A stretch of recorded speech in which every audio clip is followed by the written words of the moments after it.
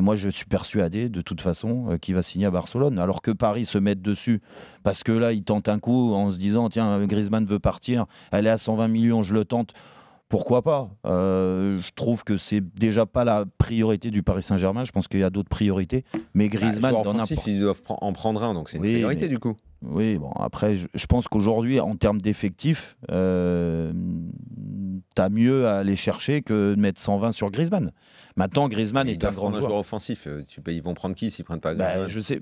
Si c'est possible de le faire, je veux dire. Ils prennent un joueur offensif. Non, mais alors dans ces cas-là, c'est au cas où Cavani s'en va. On est d'accord. Oui. Pourquoi 4 joueurs, c'est du luxe? Je pense que 4 joueurs de ce niveau. Si tu as Cavani, Mbappé, Neymar, je ne crois pas une seule seconde que Griezmann viendra.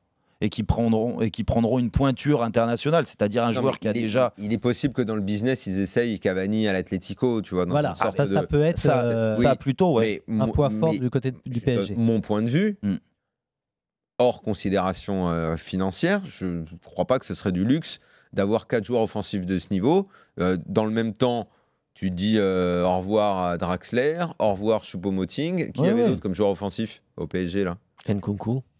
Ouais. Non, mais Kevin, on parle des joueurs offensifs. Les joueurs sérieux, je voulais dire. Non, mais voilà.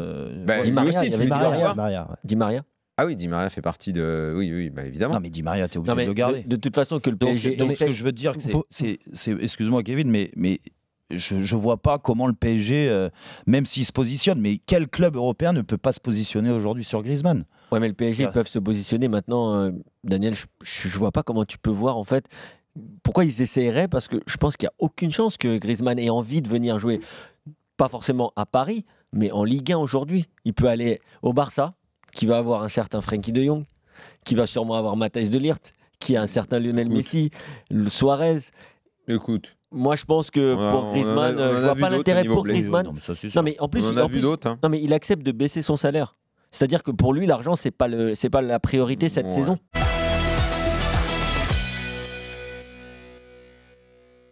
D'après toi, en proportion, sur nous tous, là, le nombre de week-ends où on s'est fait chier et où on a dit que le championnat, même si tu dis que c'était pire cette année, on est à quoi? 70%? 80%? Honnêtement, regardons-nous dans les yeux, Kevin.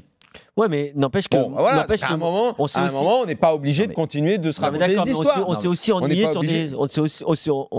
ennuyé sur des phases de groupe de Ligue des Champions. Je pense vraiment moins. Non, mais ça dépend. Écoute, cette année, phase de poule, très franchement, je pense qu'on s'est moins fait chier sur les phases de poule de Ligue des Champions et sur les matchs qu'on a vus. Non, parce que pour moi, cette version de la Ligue des Champions, où maintenant il y a un gros brassage avec les tours préliminaires, hein, ça il faut le rappeler, ça aussi. Il y a quand même maintenant un gros brassage sur les tours préliminaires, ce qui fait que c'est quand même, on va dire, de très très belles équipes qui arrivent à cette phase de groupe et les matchs sont très disputés. Maintenant, de là à changer pour une phase de groupe plus élargie.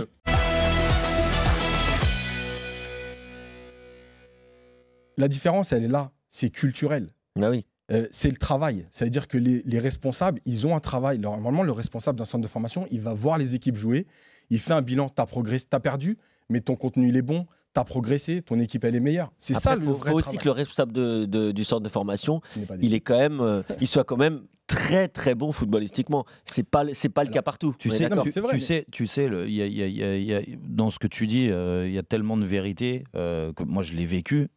Et ce qui m'a choqué le plus, et ce qui me choque aujourd'hui, c'est quand tu entends que l'effectif professionnel, l'entraîneur professionnel, il est en guerre avec le mec qui s'occupe de la formation, qui va pas voir les matchs, qui ne se renseigne pas, il s'en fout en fait.